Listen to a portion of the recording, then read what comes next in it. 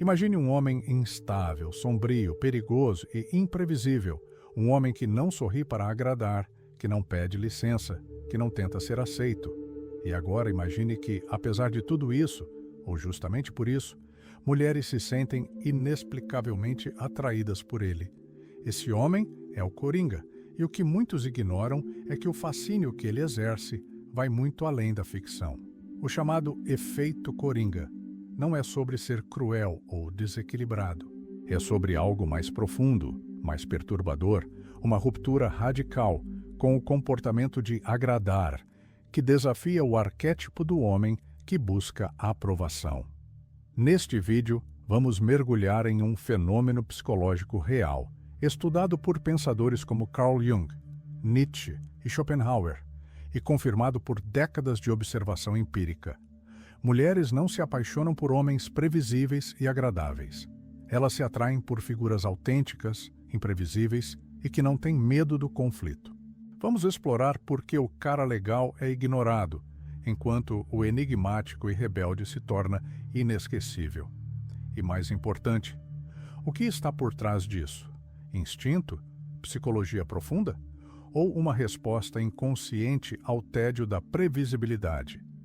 Prepare-se para desmontar mitos, encarar verdades desconfortáveis e enxergar a si mesmo, ou aos seus comportamentos, com outros olhos. O efeito Coringa não é um jogo, é um espelho. Desde cedo, homens são ensinados a agradar, a serem gentis, acessíveis, compreensivos, a dizer sim, mesmo quando querem dizer não, a sorrir para evitar conflitos. Mas essa performance de simpatia cobra um preço. O homem agradável, aos poucos, perde a si mesmo tentando ser o que o outro quer. E, ironicamente, quanto mais ele tenta agradar, menos é respeitado e menos é desejado. A psicologia moderna já identificou um padrão recorrente em relações desequilibradas: o Nice Guy Syndrome, o homem que acredita que, ao ser sempre gentil, será recompensado com afeto. Mas isso não acontece. Por quê? Porque a bondade, quando nasce do medo de desagradar, não é vista como virtude, é percebida como fraqueza. E fraqueza gera repulsa, não atração. Carl Jung chamava isso de persona inflada, uma máscara social criada para ser aceita, mas que esconde um vazio interno. Esse homem não age com integridade, ele atua. E o pior, ele espera recompensa por sua atuação, como se o amor fosse um prêmio por bom comportamento. Não é. O amor genuíno não nasce da submissão, ele nasce do atrito, do contraste, da tensão. Enquanto o homem bonzinho busca agradar para ser amado, o homem que atrai, o efeito Coringa, não busca aprovação. Ele se impõe, ele se mostra, ele perturba. E é justamente essa tensão entre atração e conflito que acende o desejo. O não saber o que esperar é o que ativa o instinto feminino mais primitivo, a necessidade de decifrar o enigma. E homens que se deixam decifrar facilmente são esquecidos facilmente. O Coringa não é atraente por ser bonito, educado ou gentil. Ele é atraente porque ninguém consegue controlá-lo. Ele é o caos em um mundo que tenta ser ordem. E é nesse paradoxo que mora sua força. Mulheres não são atraídas por previsibilidade, são atraídas por mistério, por aquilo que desafia, por aquilo que obriga o homem à atenção. Nietzsche dizia que o verdadeiro homem quer duas coisas, o perigo e o jogo, mas o que a maioria dos homens quer é conforto e aceitação.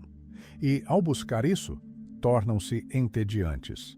Quando um homem se revela demais, se mostra demais, se explica demais, ele se torna seguro. Mas o que é seguro também é o que é descartável. Porque o desejo feminino, em seu nível mais inconsciente, não é movido por lógica, é movido por fascínio.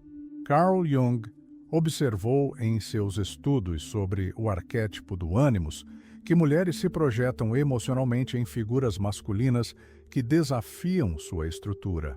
Homens que expressam poder não pela força física, mas pelo domínio emocional e pela autenticidade irreverente. O silêncio, a introspecção, a capacidade de ir embora, esses são os traços que ativam o instinto de valor. E é por isso que o Coringa fascina, porque ele não tenta convencer ninguém de que é bom. Ele apenas é. E o que é verdadeiro, mesmo quando é incômodo, é irresistível. A autenticidade é perigosa, mas é também magnética. Rebeldia não é apenas desobedecer, é recusar as regras que te colocam em desvantagem. O homem que vive para agradar está jogando um jogo que já começou perdido. Ele acredita que, ao ser perfeito, será escolhido, mas não percebe que o desejo não é uma escolha racional. É um instinto ativado pelo contraste, pela tensão, pelo desafio. Quando o Coringa desafia a mulher, ele não está a ofendendo, ele está a desinstalando. Ele tira ela da zona de conforto. Ele quebra o espelho narcisista, onde ela só vê a própria imagem. Ele não valida, ele confronta. E nesse confronto nasce o interesse. Não porque ele seja agressivo, mas porque ele não é previsível. Ele mostra que tem suas próprias convicções e que não vai diluí-las para ser aceito. Schopenhauer dizia: aquele que agrada a todos trai a si mesmo. E talvez essa seja a essência do problema moderno. Homens traindo a si mesmos todos os dias para se manterem aceitos. Mas o preço disso é alto: desrespeito, desvalorização e, por fim, invisibilidade. A rebeldia do Coringa é simbólica. Ela representa o homem que não se vende por aprovação, que pode perder tudo, menos sua essência. E é essa radicalidade que o torna sedutor. Porque nada é mais raro do que alguém que se recusa a ser domesticado. A grande virada acontece quando o homem descobre que não precisa mais agradar para ser amado. Quando ele percebe que o respeito é mais importante que a simpatia e que estar disponível o tempo todo é a forma mais rápida de se tornar desinteressante. Maquiavel entendia isso muito bem. Ele dizia que aquele que é sempre acessível é sempre subestimado. O Coringa não está sempre presente. Ele aparece e desaparece. Ele não corre atrás. Ele caminha. E se alguém quiser acompanhar, ótimo. Se não, ele segue mesmo assim. E essa capacidade de seguir, mesmo só, é a mais poderosa forma de autovalidação que existe. Mulheres sentem isso. Elas percebem, mesmo que inconscientemente, que estão diante de alguém que não precisa delas para se sentir completo. E é justamente por isso que elas sentem vontade de estar por perto. Porque não há cobrança, não há mendicância emocional, há presença, há firmeza, há um silêncio que fala mais do que 1000 elogios. O desapego é confundido com frieza, mas, na verdade, ele é um sinal de poder interior. O homem que sabe que pode ficar sozinho é o homem mais perigoso de todos, porque ele não negocia sua essência por companhia. O desejo feminino é como um quebra-cabeça. Quanto mais simples, menos interessante. Quando um homem se entrega completamente no primeiro encontro, emocionalmente e psicologicamente, ele elimina o jogo, a descoberta, o desafio. E ao eliminar o mistério, elimina o fascínio. Carl Jung chamava isso de ativação da psique simbólica. A mulher precisa sentir que está decifrando, conquistando, vencendo. Quando tudo está entregue, acabou. Porque não há narrativa, não há emoção. E sem emoção, não há memória. O homem que se recusa a agradar o tempo todo ativa um processo psicológico poderoso. Ele obriga a mulher a se posicionar, a lutar, a mostrar interesse. E nesse movimento, ela se envolve, porque o que vem fácil, vai fácil. Mas o que exige esforço, fica.